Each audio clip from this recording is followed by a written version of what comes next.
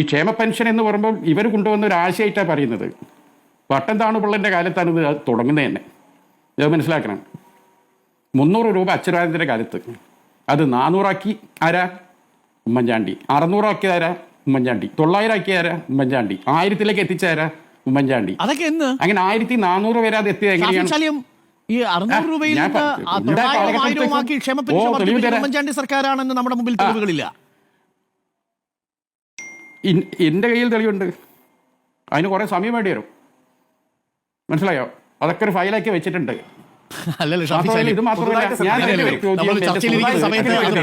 സ്വാഭാവികമായും അത് തെറ്റിദ്ധരിപ്പിക്കാനൊരു സംഭവം ഇടപെടുന്നത് ഞാൻ മനസ്സിലാക്കിയിടത്തോളം നമ്മുടെ മുമ്പിലുള്ള സർക്കാരിന്റെ പഠിക്കുകയും വാട്സപ്പിലേക്ക് 100 രൂപ വർദ്ധിപ്പിച്ചു എന്നുള്ളത് സത്യമാണ്. ഉമ്മൻചാണ്ടി സർക്കാർ അത് 500 രൂപയായിരുന്നു VS-ന്റെ കാലത്തെ പെൻഷൻ 600 രൂപയാക്കി. അതിൽ ചില മാസങ്ങളിൽ കുടിശ്ശിക വന്നു, ചില മാസങ്ങളിൽ 18 മാസം വരെ മറ്റു പല പെൻഷനുകളും കുടിശ്ശിക വന്നിട്ടുണ്ട്. ഇതെല്ലാം കൂടി ഒരുമിച്ചാക്കി എന്നുള്ളതാണ് തോമസ് ഐസക്കിന്റെ കാലത്ത് സംഭവിച്ചത്. അത് നിങ്ങൾ പറയുന്നത് ശരിയാണ്. പക്ഷേ 600 രൂപ 1000 രൂപയാക്കി ഉമ്മൻചാണ്ടി വർദ്ധിപ്പിച്ചു എന്നൊക്കെ പറഞ്ഞാൽ അത് വാസ്തവമല്ല. ഷാഫി ചാലിയും ഞാനേ ഒരു സാധനം നിങ്ങൾക്ക് ഇട്ടുതരാം. അതിലെല്ലാ തെളിവും ഉണ്ട്. ഇല്ല ഷാഫി ചാലിയും, അങ്ങനൊരു തെളിവിന് സാധ്യതയില്ല. കാരണം ഇത് നിയമസഭയിലെ തോമസ് ഐസക്കിന്റെ ബഡ്ജറ്റിന്റെ പ്രഖ്യാപനം നമ്മുടെ മുന്നിലിരിക്കുക. ആ ഗവൺമെന്റ് ഉത്തരവ് നമ്മുടെ മുന്നിലിരിക്കുക. അതിനെ മറികടക്കുന്ന ഒരു തെളിവ് പ്രതിപക്ഷം തന്നിട്ടില്ല. ഷാഫി ചാലിയത്തെ ആരോ തെറ്റിദ്ധരിപ്പിച്ചു. പക്ഷേ ഷാഫി ചാലി ഒരു കാര്യം സത്യമാണ്. ഈ സാമൂഹ്യക്ഷേമ പെൻഷൻ, വയോജന പെൻഷൻ വാങ്ങുന്നതിനോടൊപ്പം മറ്റു പെൻഷൻ വാങ്ങുന്നത് കൂടി കൂട്ടിച്ചേർത്ത് 80 വയസ്സിന് മുകളിലുള്ളവർക്ക് ചിലപ്പോൾ 1000 രൂപയും 1200 രൂപയും കിട്ടിയിട്ടുണ്ടാവാം. പക്ഷേ അത് ശതമാനം വളരെ വളരെ ചെറുതാണ്. ഇത് മൊത്തം കിട്ടിയതാകെ 32 ലക്ഷം പേരേ ഉള്ളൂ. LDF-ന്റെ കാലത്ത് ഇപ്പോൾ 62 ലക്ഷം പേരാണ്. അവിടെ അല്ല നമ്മളിപ്പോൾ കുറേ ദിവസമായല്ലോ തുടർച്ചയായിട്ട് ഇരിക്കുന്നു. ഞാനുണ്ട്, അഡ്വക്കേറ്റ് അരുൺകുമാർ അപ്പോറുണ്ട്, ഡോക്ടർ അരുൺകുമാറാണ് അവതാരകനും. നാളെയോ മറ്റന്നാളോ ഇരിക്കുമ്പോൾ ഞാൻ ഇതിന്റെ ഫുള്ള് തെളിവായിട്ട് നിങ്ങളെടുത്ത് വരാം. 2000 രൂപ പെൻഷനായി കൊടുക്കുമ്പോൾ അതിൽ നിങ്ങളുടെ സംഭാവന ആകെ 100 രൂപ മാത്രമാണ്. നിങ്ങൾ എന്തൊക്കെ രേഖ തരാന്ന് പറഞ്ഞല്ലോ, ധൈര്യമായിട്ട് ആ രേഖ താ. ഇനിയുള്ള സൃഷ്ടിക്കേണ്ടി വരും വ്യാജരേഖ, അതുള്ളൂ. അല്ലെങ്കിൽ ഈ കൈരേഖ കാണിക്കേണ്ടി വരും. ഈ 2000 രൂപയിൽ 100 രൂപ മാത്രമാണ് നിങ്ങളുടെ സംഭാവന. എന്ത് രേഖയും തരാം. പിന്നെ ഇനി 6 മാസം ഉണ്ട്. സാമ്പിൾ വെടിക്കട്ടെ ആയിട്ടുള്ളൂ. ഞങ്ങൾ ഗംഭീരമായി പൂർത്തീകരിക്കും. പെൻഷൻ ഞങ്ങൾ പ്രഖ്യാപിച്ചു.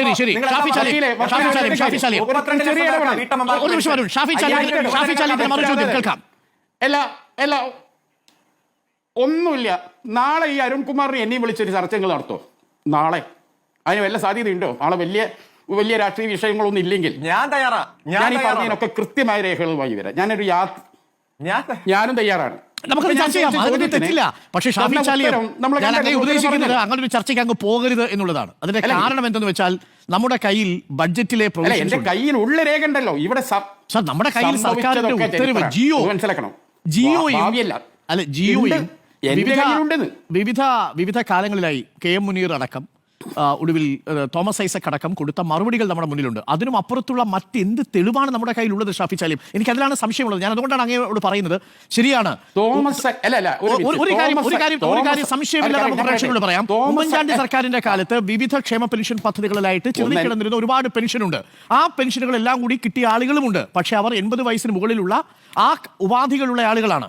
ആ കാർഷിക പെൻഷനും വയോജന പെൻഷനും ഈ ഇന്ദിരാഗാന്ധിയുടെ പെൻഷനും ഒക്കെ കിട്ടിയിരുന്ന ആളുകളുണ്ട്. ഇതെല്ലാം കൂടി കൂട്ടിച്ചേർക്കുമ്പോൾ അവരിൽ ചില ആളുകൾക്കെങ്കിലും അങ്ങ് പറഞ്ഞതുപോലെ ഈ തുക കിട്ടിയിട്ടുണ്ട്. പക്ഷെ അവർ ബഹുന്യൂനപക്ഷമായിരുന്നു. ഇപ്പോൾ അങ്ങനല്ല. 62 ലക്ഷം പേർക്കും ഒരേ തുക കൊടുക്കുന്നു. അത് സംയോജിപ്പിച്ചു തോമസ് ഐസക്. അതാണ് അതിലെ വ്യത്യാസം. 2500 എന്നതാണ് വാഗ്ദാനം. ആ വാഗ്ദാനം 2001 പൂർവ്വകാല പ്രാബല്യത്തോടെ കൊടുക്കാൻ നിങ്ങൾ തയ്യാറാണോ? അത് മാത്രം പറഞ്ഞാൽ അതെ, നിങ്ങളുടെ പ്രകടനപത്രികയിലെ ഒരു ഐറ്റം നടപ്പാക്കാൻ നിങ്ങൾ തയ്യാറാണോ എന്ന ഒരു സിമ്പിൾ ചോദ്യമാണ്. അല്ല പ്രകടന പത്രിക എന്ന് പറഞ്ഞാൽ അത് അധികാരത്തിൽ വന്നാൽ 5 വർഷത്തിനുള്ളിൽ ചെയ്ത് പൂർത്തീകരിക്കേണ്ട കാര്യമാണ്. ഞങ്ങൾ 1600 ഇപ്പൊ 2000 ആക്കി. ഇനി അത് 2500 ആക്കുക എന്നാണ് ഞങ്ങളുടെ ലക്ഷ്യം. ഈ ഭരണ കാലയളവിനുള്ളിൽ ഞങ്ങൾ വാക്കുപാലിക്കും.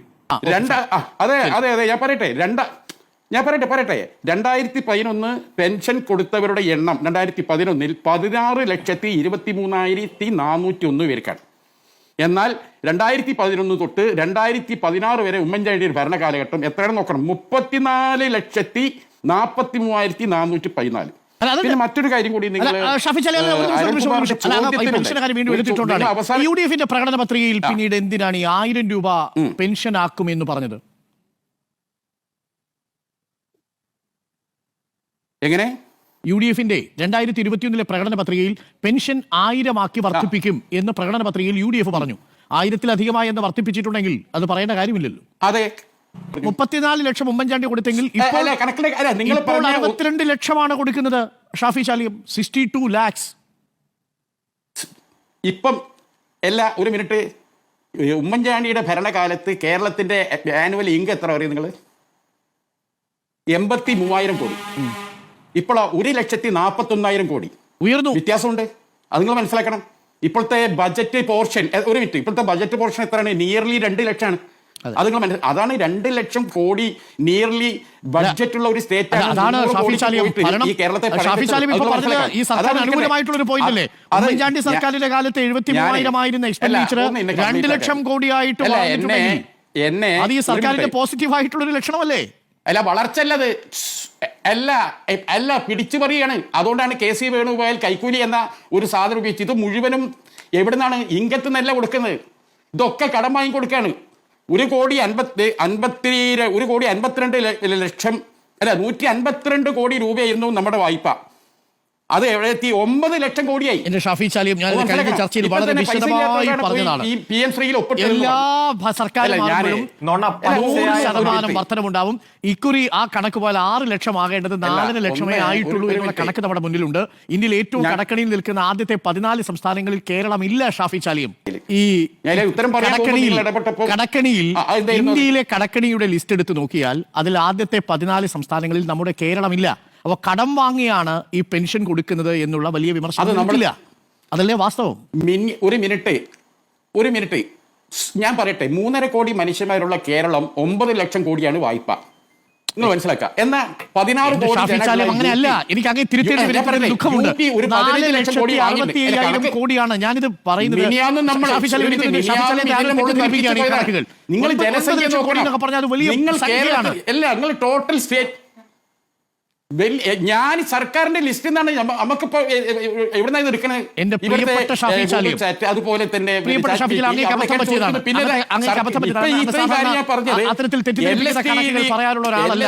എനിക്കറിയാം അങ്ങേക്ക് അബദ്ധം പറ്റുന്നത്. ഞാൻ അങ്ങേ തിരുത്തുന്നു.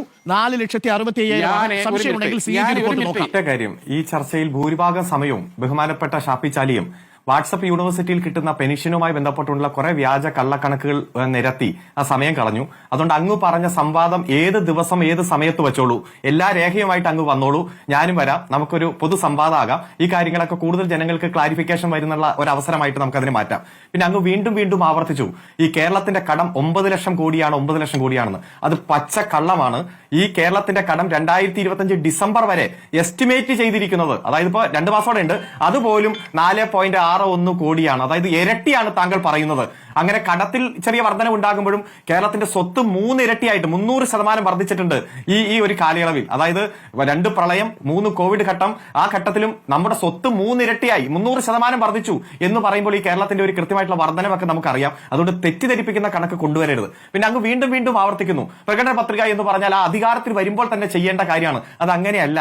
ആ 5 വർഷം ഭരണ കാലയളവിനുള്ളിൽ പൂർത്തീകരിക്കേണ്ടതാണ്. ഇപ്പൊ നമ്മളെ സംബന്ധിച്ചിടത്തോളം ഇനിയും ഉണ്ട് കുറച്ച് പൂർത്തീകരിക്കാൻ. അത് ഓരോ വർഷവും പ്രോഗ്രസ് റിപ്പോർട്ട് ജനങ്ങൾക്ക് കൊടുത്ത് ഞങ്ങൾ കൃത്യമായി ജനങ്ങളെ ബോധ്യപ്പെടുത്തുന്നുണ്ട്. അപ്പൊ അങ്ങേക്കറിയാലോ, ഇപ്പൊ സമ്പൂർണ്ണ ഡിജിറ്റൽ സാക്ഷരത നേടിയ സംസ്ഥാന 90 വയസ്സുള്ള മുത്തശ്ശനും മുത്തശ്ശിയും വരെ ഫോൺ കയ്യിൽ വെച്ച് അവർക്ക് ഏത് രേഖയാണോ വേണ്ടത് അപ്പൊ ഒറ്റ ക്ലിക്കിൽ മേടിക്കുന്നത് നമ്മൾ കാണുകയാണ്. അതുപോലെ തന്നെ ഏക പാർപ്പിട സംരക്ഷണ ബില്ല് പാസാക്കി. താങ്കൾക്കറിയോ, ഏതെങ്കിലും തരത്തിൽ കിടപ്പാടം ജപ്തി ചെയ്യപ്പെട്ട് തെരുവീതികളിലേക്ക് ഇറങ്ങേണ്ടി വരുന്ന സാഹചര്യം നമ്മുടെ കേരളത്തിൽ ഇല്ല. ഇതൊന്നും ലോകത്ത് ഒരിടത്തുമില്ലാത്ത മാറ്റമാണ്. അതുപോലെ വന്യജീവി ആക്രമണം എത്രയധികം നമ്മൾ നേരിട്ടു. ആ വന്യജീവി ആക്രമണത്തിൽ ഡയറക്ട് ഷൂട്ട് ഡെഡ് ചെയ്യാൻ പാകത്തിന് വെടിവെക്കാനുള്ള ഉത്തരവ് അടക്കം നിയമസഭ ബില്ല് പാസാക്കിയത് നമ്മുടെ മുന്നിലില്ലേ? ഇസ് ഓഫ് ഡൂയിങ് ബിസിനസിൽ 2.5 വർഷം മുമ്പ് നമ്മൾ 28ാം സ്ഥാനത്താ. അന്ന് നിങ്ങൾ എത്ര ആഘോഷിച്ചു. ഇപ്പൊ നമ്മൾ 1ാം സ്ഥാനത്ത് എത്തിയപ്പോ പറഞ്ഞു നിങ്ങൾ പറയണം മാനദണ്ഡങ്ങളിൽ മാറ്റി എന്ന്. അതുപോലെ ഉന്നത വിദ്യാഭ്യാസ രംഗത്ത് നിങ്ങൾക്കറിയോ, കേരള യൂണിവേഴ്സിറ്റി ഈ തവണ അഡ്മിഷൻ കൊടുത്ത വിദേശ വിദ്യാർത്ഥികളുടെ എണ്ണം 81 ലോകരാജ്യങ്ങളിലെ 2,620 കുട്ടികളാണ്. ഈ കൊച്ചി യൂണിവേഴ്സിറ്റിയിൽ 50ലധികം ലോകരാജ്യങ്ങളിലെ 1,879 കുട്ടികളാണ്. ഈ രാജ്യത്തെ ഏറ്റവും മികച്ച സർവകലാശാലയെ കേന്ദ്ര ഗവൺമെന്റ് പ്രഖ്യാപിച്ചപ്പോ ആദ്യത്തെ 2020 3 നമ്മുടെ കൊച്ചു കേരളത്തിൽ നിന്നാണ്. ആദ്യത്തെ 100 കോളേജുകൾ പ്രഖ്യാപിച്ചപ്പോ 21 കോളേജുകൾ നമ്മുടെ കൊച്ചു കേരളത്തിൽ നിന്നാണ്. ഉന്നത വിദ്യാഭ്യാസ രംഗത്ത് നമ്മൾ കുതിച്ചു മുന്നേറുന്നു. നിങ്ങൾക്ക് ഏറ്റവും അധികം കളിയാക്കിയില്ലേ നവകേരള സദസ്സ്, ആ വാഹനയാത്ര എന്നൊക്കെ പറഞ്ഞ്. ആ നവകേരള സദസ്സ് ഇങ്ങ് പൂർത്തീകരിക്കുമ്പോ ഒറ്റ മിനിറ്റ് നിങ്ങൾ കേക്ക്. നവകേരള സദസ്സുമായി ബന്ധപ്പെട്ടുകൊണ്ട് 13,000 കോടി രൂപയാണ് ഓരോ ജില്ലയിലും നമ്മൾ ഓരോ മണ്ഡലത്തിലും വിതരണം ചെയ്തത്. ഇപ്പൊ താങ്കൾ കേക്ക്. കഴിഞ്ഞ ആഴ്ച പത്രങ്ങളിൽ ഒരു പരസ്യം വന്നില്ലേ, ഓരോ മണ്ഡലങ്ങളിലും ഈ നവകേരള സദസ്സിന്റെ റെപ്രസെന്റേഷൻ കിട്ടിയപ്പോൾ വിതരണം ചെയ്ത ആ പദ്ധതികളെ കുറിച്ച് ഭൂരിഭാഗം നിങ്ങളുടെ MLA-മാരടക്കം മേടിച്ചിട്ടുണ്ട്. കിഫ്ബി 95,000 കോടി രൂപയുടെ വികസനമാണ് കിഫ്ബി. ദേശീയപാത, തീരദേശ ഹൈവേ, മലയോര ഹൈവേ, ടെലമെട്രോ, ക്യാമറ, ഫോൺ, അതുപോലെ 5,500 ക്ലാസ് മുറികൾ ഹൈടെക് ആയി മാറിയത്, ആരോഗ്യരംഗത്ത് വന്നിരിക്കുന്ന മാറ്റം നിങ്ങൾക്കറിയോ? ആ ബസ്സൊക്കെ അവിടെ നിൽക്കട്ടെ, ഞാൻ പറയട്ടെ. നിങ്ങൾക്കറിയോ ഏറ്റവും കൂടുതൽ സൗജന്യ ചികിത്സ കൊടുക്കുന്ന സംസ്ഥാനത്തിലെ 3 തവണ തുടർച്ചയായിട്ട് ഈ കേരളത്തിന് അവാർഡ് കിട്ടുകയാണ്. 30,000 കോടി രൂപയാണ് സൗജന്യ ചികിത്സയ്ക്ക് വേണ്ടി മാറ്റിവെച്ചിരിക്കുന്നത്. 12 പേരെ എടുത്താൽ, പ്രിയപ്പെട്ട ഷാജി ചാലി ഒന്ന് കേൾക്കുക, ഇങ്ങനെയെങ്കിലും ഇത് മനസ്സിലാക്കി കുറച്ച് വിവരം വെക്കട്ടെ. 12 പേരെ എടുത്താൽ അതിൽ ഒരാൾക്ക് സൗജന്യ ചികിത്സ കിട്ടുന്ന സംസ്ഥാനമാണ് കേരളം. 12 പേരെ എടുത്താൽ സൗജന്യ ചികിത്സ. എത്രയോ വ്യാജ കാര്യങ്ങൾ പറഞ്ഞിട്ട് ഞങ്ങൾ അത് കേട്ടിരുന്നില്ലേ? ഒരു സഹിഷ്ണുത കാണിക്കും മിസ്റ്റർ, ഒരു സഹിഷ്ണുത കാണിക്കും. ബസ്സൊക്കെ താങ്കൾ അന്വേഷിക്കുക. 13,000 കോടി രൂപ നവകേരള സദസ്സിന്റെ ഭാഗമായി ഓരോ മണ്ഡലത്തിലേക്കും വിതരണം ചെയ്യുക. എല്ലാ വിഭാഗം ജനങ്ങളുടെയും കണ്ണീരൊപ്പുകയാ. നിങ്ങളുടെ മണ്ഡലത്തിലാണ് ഏറ്റവും കൂടുതൽ കിഫ്ബിയുടെ വികസന പ്രവർത്തനം. ആ മലപ്പുറത്തേക്ക് ചെന്ന് നോക്കിയേ, ഓരോ UDF MLA-മാരും ബോർഡ് വെക്കുക. പിണറായി വിജയൻ സഖാവിന്റെ ഫോട്ടോ വെച്ചിട്ട് ഈ മണ്ഡലത്തിൽ സ്കൂള്, തോട്, അതുപോലെ മേൽപ്പാലം, വികസന പ്രവർത്തനം. അപ്പൊ വികസന പ്രവർത്തനങ്ങൾ എന്തെന്ന് കണ്ട 9.5 വർഷമാണ് ഈ കേരളം. അതുകൊണ്ട് നിങ്ങൾ എത്ര നുണ പ്രചരിപ്പിച്ചാലും, എത്ര വ്യാജ വാർത്ത പ്രചരിപ്പിച്ചാലും, ആ തിരുവനന്തപുരത്തെ DCC പ്രസിഡന്റ് പറഞ്ഞില്ലേ, തിരുവനന്തപുരത്തെ DCC പ്രസിഡന്റ് എന്താ പറഞ്ഞത്? അവസാനിപ്പിക്കട്ടെ, ഒറ്റ മിനിറ്റ്. തിരുവനന്തപുരത്തെ DCC പ്രസിഡന്റ് പറഞ്ഞില്ലേ, ഭൂരിഭാഗം സീറ്റും കോൺഗ്രസ് നോക്കും, ഭൂരിഭാഗം ആളുകളും UDF വിട്ട് BJP ആയി മാറും. ഇതൊക്കെ നമ്മുടെ മുന്നിലില്ലേ യാഥാർത്ഥ്യം? Thiruvananthapuram DCC president, Wayanad DCC president, Thrissur DCC president, എത്രയോ DCC പ്രസിഡന്റുമാർ പറഞ്ഞ വാചകമുണ്ട്. എല്ലാവരോടും കടക്കൂ പുറത്ത് എന്ന് ആവർത്തിച്ചു പറഞ്ഞുകൊണ്ടിരിക്കുന്ന പിണറായി വിജയനോട് കേരളത്തിലെ ജനങ്ങൾ ഒരുമിച്ച് പറയാൻ പോവുകയാണ്, കടക്കൂ പുറത്തെന്ന്. അതാണ് ഇനി വരാൻ പോകുന്ന തെരഞ്ഞെടുപ്പ്. അഡ്വക്കേറ്റ് കെ സരൺകുമാർ ആണോ കേരളം പറയുമോ കടക്കൂ പുറത്ത് എന്ന്?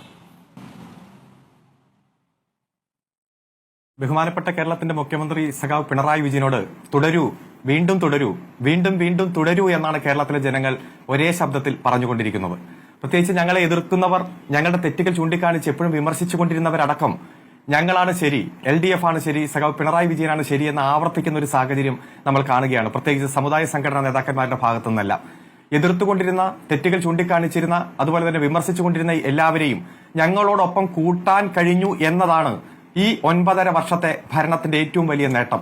കാരണം വിമർശിക്കാൻ ഒന്നുമില്ലാത്തവരായി ഞങ്ങളെ വിമർശിച്ചുകൊണ്ടിരുന്നവർ മാറി. അത് ഏറ്റവും നല്ല ലക്ഷണമായിട്ട് ഞങ്ങൾ കാണുന്നു. പക്ഷെ അത് ഒരിക്കലും ഒരു അഹങ്കാരത്തിന്റെ ലാഞ്ചന ഞങ്ങളിലില്ല. കൂടുതൽ വിനയാന്വിതരായി ജനങ്ങൾക്കൊപ്പം നിന്ന് കാര്യങ്ങൾ മനസ്സിലാക്കി, കൊടുത്ത വാക്ക് കൃത്യമായി പാലിച്ച് ആ കാര്യങ്ങൾ കൂടുതൽ ജനങ്ങളെ ബോധ്യപ്പെടുത്തി എന്തെങ്കിലും കുറവുകൾ ചൂണ്ടിക്കാണിച്ചാൽ അതും നടപ്പാക്കാനുള്ള കൃത്യമായിട്ടുള്ള ഒരു ഉത്തരവാദിത്ത ബോധത്തോടെ ഞങ്ങൾ മുന്നോട്ട് പോവുകയാണ്. നമുക്കറിയാം 600 കാര്യങ്ങളാണ് 2016 നിയമസഭാ തെരഞ്ഞെടുപ്പിൽ ജനങ്ങൾക്ക് മുന്നിൽ അവതരിപ്പിച്ചത്. അതിൽ 580 കാര്യങ്ങൾ പൂർത്തീകരിച്ചു, 10-20 കാര്യങ്ങൾ അണ്ടർ പ്രോസസ്സിലാണ് എന്ന് ചൂണ്ടിക്കാണിച്ചുകൊണ്ട് തന്നെ 2021 ഞങ്ങൾ പ്രകടന പത്രിക ഇറക്കി. ആ സമയത്ത് നമുക്കറിയാം, ഒരു ഭാഗത്ത് ഓഖി ദുരന്തം, നിപ വൈറസ്, നൂറ്റാണ്ടിലെ മഹാപ്രളയം, 2019 പ്രളയം, കോവിഡ് 1ാം ഘട്ടം, 2ാം ഘട്ടം, 3ാം ഘട്ടം, അങ്ങനെ 5ഓളം പ്രകൃതി ദുരന്തങ്ങൾ നമ്മെ വേട്ടയാടി. മറുഭാഗത്ത് CBI, NIA, ED, കസ്റ്റംസ്, ആദായ നികുതി വകുപ്പ്, അങ്ങനെ നിരവധി കേന്ദ്ര അന്വേഷണ ഏജൻസികൾ നമ്മെ വേട്ടയാടി. ആ വേട്ടയാടുമ്പോഴും എല്ലാ ബുദ്ധിമുട്ടുകളും സഹിച്ചുകൊണ്ട് ജനങ്ങൾക്ക് കൊടുത്ത വാക്കു പാലിച്ചു. 2021 900 കാര്യങ്ങൾ ജനങ്ങൾക്ക് മുന്നിൽ പ്രകടന പത്രികയായിട്ട് അവതരിപ്പിച്ചു. ആ പ്രകടന പത്രികയിൽ ഉൾപ്പെട്ട പല കാര്യങ്ങളും ഇതൊക്കെ നടക്കുമോ എന്ന് ചോദിച്ച് ഞങ്ങളെ കളിയാക്കിയവരുണ്ട്, വിമർശിച്ചവരുണ്ട്. ഇപ്പോൾ 2ാം പിണറായി സർക്കാരിന്റെ 4ാം പ്രോഗ്രസ് റിപ്പോർട്ട് കഴിഞ്ഞ മെയ് മാസം 23 പുറത്തിറക്കിയപ്പോൾ 739 കാര്യങ്ങൾ പൂർത്തീകരിച്ചതായി ഞങ്ങൾ ജനങ്ങളെ അറിയിച്ചു. ബാക്കി കാര്യങ്ങൾ ഈ 6 മാസത്തിനുള്ളിൽ പൂർത്തീകരിക്കുമെന്നും ജനങ്ങളെ കൃത്യമായിട്ട് തന്നെ ബോധിപ്പിച്ചു. ഉയർന്ന വിവാദങ്ങൾ ഈ സർക്കാരിന്റെ രാഷ്ട്രീയമായ പ്രതിച്ഛായ ബാധിച്ചിട്ടില്ലേ? ഇപ്പോൾ പ്രതിപക്ഷ നേതാവ് പറയുന്നത് പോലെ ഖജനാവിൽ പൂച്ചപറ്റി കിടക്കുമ്പോഴും വമ്പൻ പ്രഖ്യാപനങ്ങൾ നടത്തുന്നത് തിരഞ്ഞെടുപ്പിന്റെ കുപ്രചരണമല്ല എന്ന് ജനങ്ങൾ എങ്ങനെ വിശ്വസിക്കും എന്ന ചോദ്യം പ്രസക്തമാണ്. കെ. സുനിൽകുമാർ, ഈ പ്രതിപക്ഷ നേതാവൊക്കെ കുറച്ചുകൂടെ അപ്ഡേറ്റഡ് ആകണം എന്നതാണ് എനിക്ക് സൂചിപ്പിക്കാനുള്ളത്. ഞാൻ അപമാനിക്കുകയല്ല. ഈ രാജ്യത്ത് സംസ്ഥാനങ്ങളുടെ കടത്തിന്റെ തോത് പരിശോധിച്ചാൽ ആദ്യത്തെ 15 സംസ്ഥാനങ്ങളിൽ കേരളം ഇല്ല എന്നും കേരളത്തിന്റെ വരുമാനം കൂടിയെന്നും നികുതി വരുമാനം കൂടിയെന്നും കടത്തിന്റെ തോത് കുറഞ്ഞുവെന്നും ചിലവ് കുറഞ്ഞുവെന്നും കേരളത്തിന്റെ മിച്ചം വർദ്ധിക്കുന്നുവെന്നും കേന്ദ്രത്തിന്റെ കടവുമായി താരതമ്യപ്പെടുത്തി നോക്കുമ്പോൾ പകുതിയിൽ താഴെയാണ് കേരളത്തിന്റെ കടത്തിന്റെ വർധനവിന്റെ ശതമാനം എന്നുമെല്ലാം പകൽ പോലെ അത്യാവശ്യം പത്രം വായിക്കുന്നവർക്ക് ബോധ്യമുണ്ട്. എന്നിട്ടും പല കാര്യങ്ങൾ പറഞ്ഞ് നുണപ്രചരണം നടത്തുന്നത് നമ്മൾ കാണുകയാണ്. ഒറ്റ കാര്യം നമുക്കറിയാം, പലതരത്തിൽ കേരളത്തെ അങ്ങ് വരിഞ്ഞു മുറുക്കാൻ ശ്രമിച്ചു. നികുതികൾ കൃത്യമായി കേരളത്തിന് അർഹതപ്പെട്ട നികുതി വിഹിതം വെട്ടിക്കുറച്ചു, കേന്ദ്ര പദ്ധതികൾ കൃത്യമായിട്ട് അവഗണിച്ചു, ഗവർണറെ ഉപയോഗിച്ചുകൊണ്ട് രാഷ്ട്രീയം കളിച്ചു, കേന്ദ്ര അന്വേഷണ ഏജൻസികൾ ഉപയോഗിച്ചുകൊണ്ട് തകർക്കാൻ ശ്രമിച്ചു. പക്ഷേ ഈ ശ്രമങ്ങളെയെല്ലാം എത്ര ഗംഭീരമായിട്ടാണ് നമ്മൾ അതിജീവിച്ചത്. നമ്മൾ ഡൽഹിയിൽ പോയി വലിയ സമരം നടത്തി, നടത്തിയപ്പോൾ സുപ്രീം കോടതി പോരാട്ടങ്ങളെല്ലാം PMC-യിൽ കൊണ്ടുവച്ച് നിങ്ങൾ തലവെച്ചു കൊടുത്തതോടെ ആ വിശ്വാസ്യത നശിപ്പിച്ചു എന്നുള്ളതാണ് പ്രതിപക്ഷത്തിന്റെ ആരോപണം. ഇല്ല, പ്രതിപക്ഷത്തിന് എന്തിനേയും എതിർക്കുന്ന പക്ഷമായി തുടരാം. പക്ഷേ ജനങ്ങൾക്ക് ഇതിന്റെ കൃത്യമായി നീതിബോധത്തോടെ തന്നെയാണ് ജനങ്ങൾ ഈ വിഷയത്തെ കാണുന്നത്. ഇപ്പൊ PM ഉഷ നടപ്പാക്കി, ഉന്നത വിദ്യാഭ്യാസ രംഗത്തെല്ലാം കേന്ദ്ര പദ്ധതിയായ PM ഉഷ നടപ്പാക്കി. പക്ഷേ ഏതെങ്കിലും തരത്തിൽ നമ്മൾ സറണ്ടർ ചെയ്തോ കേന്ദ്ര ഗവൺമെന്റിന് മുന്നിൽ? ഇവിടെ പാഠപുസ്തകങ്ങൾ അമെന്റ് ചെയ്യാനും ഇന്നത് ഉൾപ്പെടുത്താനും എല്ലാം എത്രയോ വലിയ ശ്രമം നടന്നു. നമ്മൾ സറണ്ടർ ചെയ്തോ? NHുമായി ബന്ധപ്പെട്ടുകൊണ്ടും വലിയ നിബന്ധന കേന്ദ്രം വച്ചില്ലേ? ഏതെങ്കിലും തരത്തിൽ കേരളം സറണ്ടർ ചെയ്യുന്ന കാര്യമുണ്ടായോ?